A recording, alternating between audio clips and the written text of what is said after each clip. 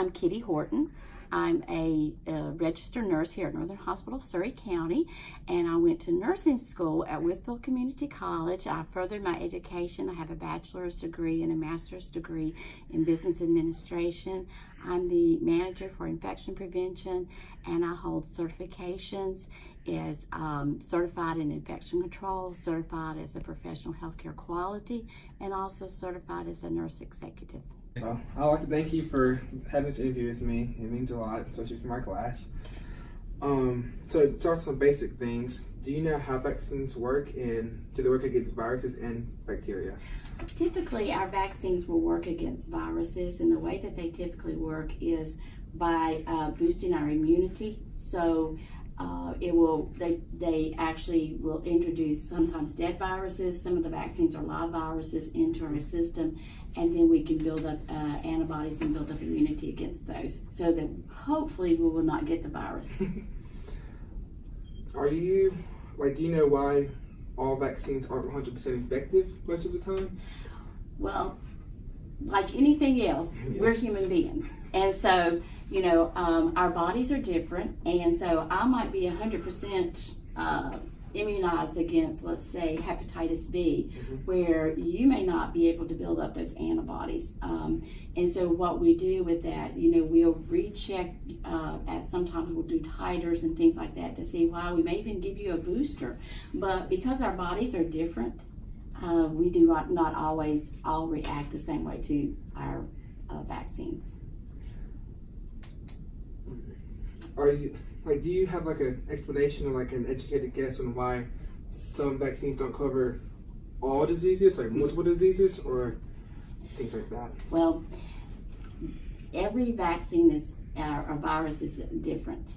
And so what they do is, in order to provide protection, they have to study those and figure out exactly, what that virus is, how they can make that vaccine. So there's really no way that they can protect us against shingles with the new shingle shot, as well as measles, because those are way too different viruses. Okay. And so that is essentially why. We discussed in class about the chickenpox vaccine, yes. And before, most parents hosted chickenpox parties. Is that still a preferred method in today's time? No, okay. It is not.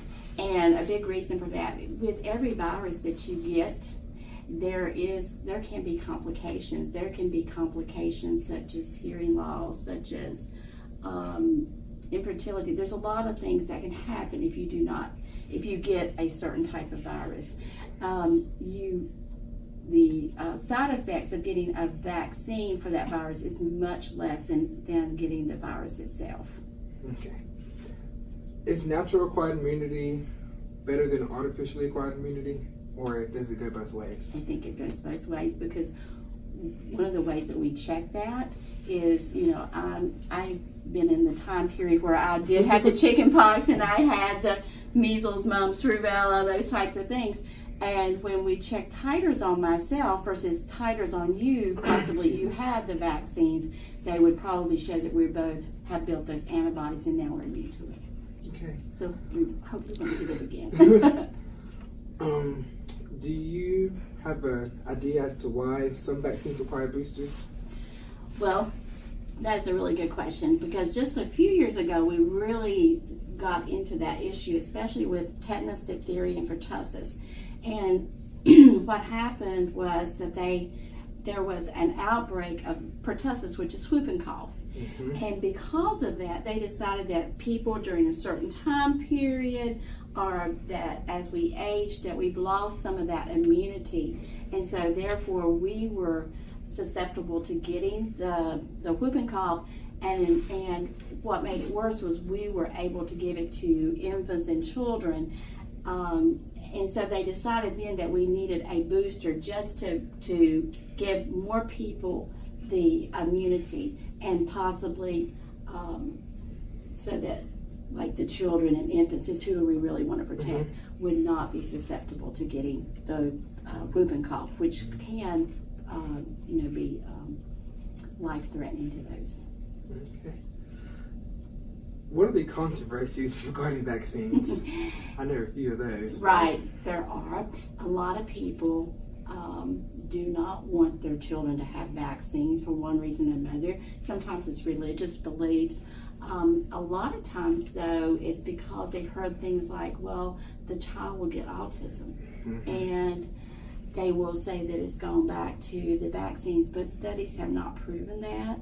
And so a lot of it is just personal and religious beliefs. But you now will see pediatricians especially will have signs up on their door and say, if you do not believe in vaccines, do not come here. And that's kind of the way I feel, is that if there's a vaccine out there that will help prevent it, and it may not be 100%, then we need to be immunized.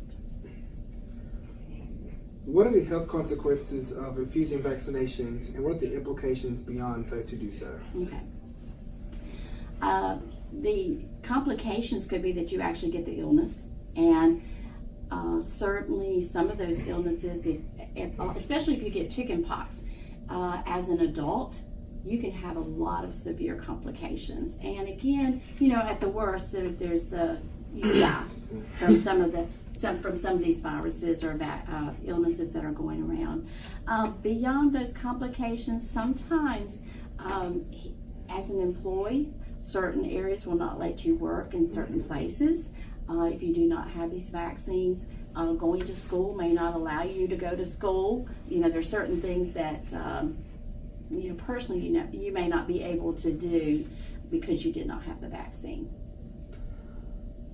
How should the risks of parents refusing to have their child vaccinated be communicated from doctor to parent, in your opinion? Okay. There's a lot of education, and that's really it starts with us now, prior to the baby being born, because we talk so much about Tdap, tetanus, diphtheria, and pertussis.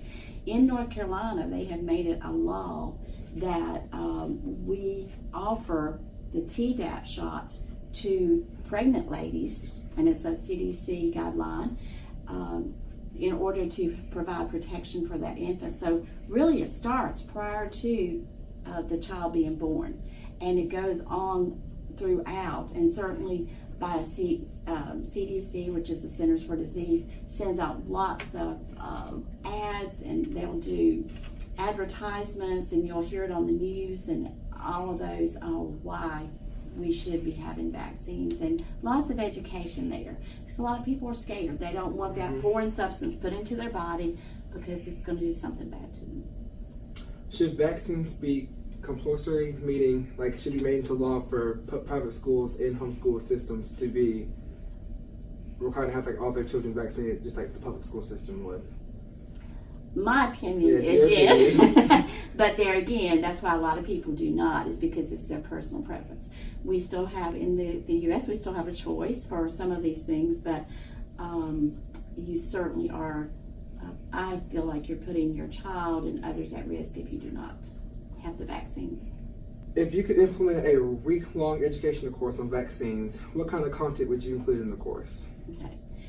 Certainly some of the things that we would include would be what vaccines are out there and whatever population we're talking to, because again, CDC will put out a guideline that has all of the recommended vaccines for children. They'll put in, they have guidelines for what's recommended for teenagers.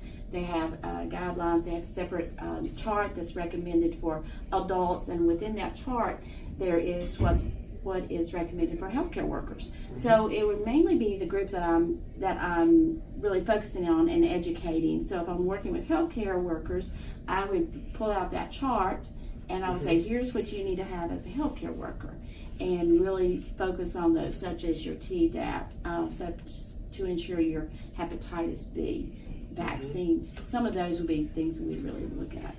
In class, we're discussing herd immunity. Yes. Understanding some people are immunocompromised, what are your thoughts on herd immunity?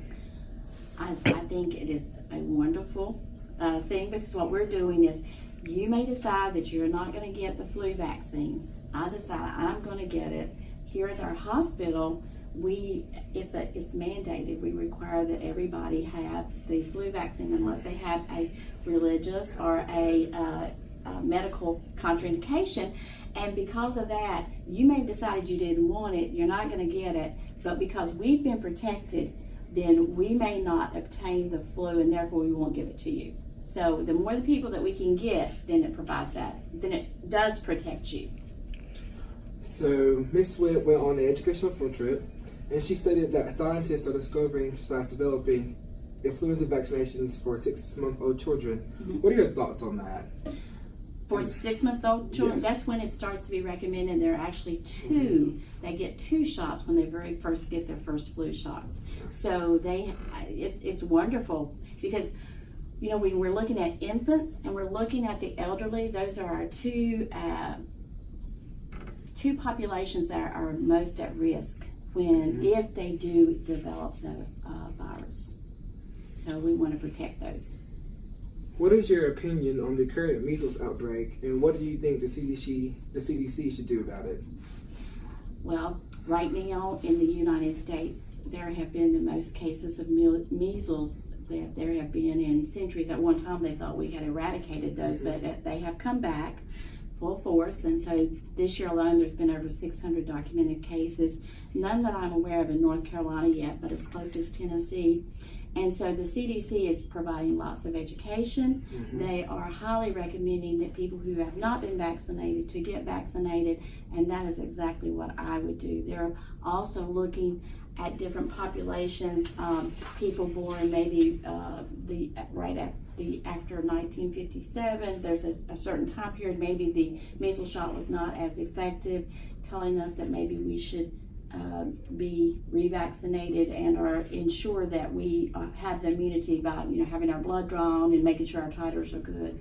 So I feel like the CDC is doing lots of education with that, and I know some people say, well, it's just as well to get the disease, but there is complications and can be some severe complications if you do get the measles.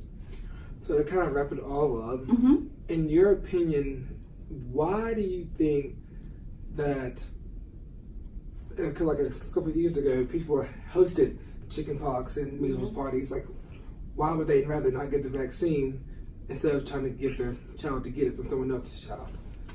I think sometimes that's a false belief that, I don't want that substance put into my body. I don't want that shot. And so I'll just let them get it. If they get it, they get it. And I think it's a lack of education and maybe understanding that you can have some severe complications if you do get the chickenpox. I mean, I have scars. My children have scars from chickenpox. I would have rather, if there had been that vaccine, they certainly would have gotten it. So there are complications, and I think we just have to do lots of education and say you do have a choice, but your choice should be pro-vaccine. Wow, that's all I have. Thank you. Okay, thank you.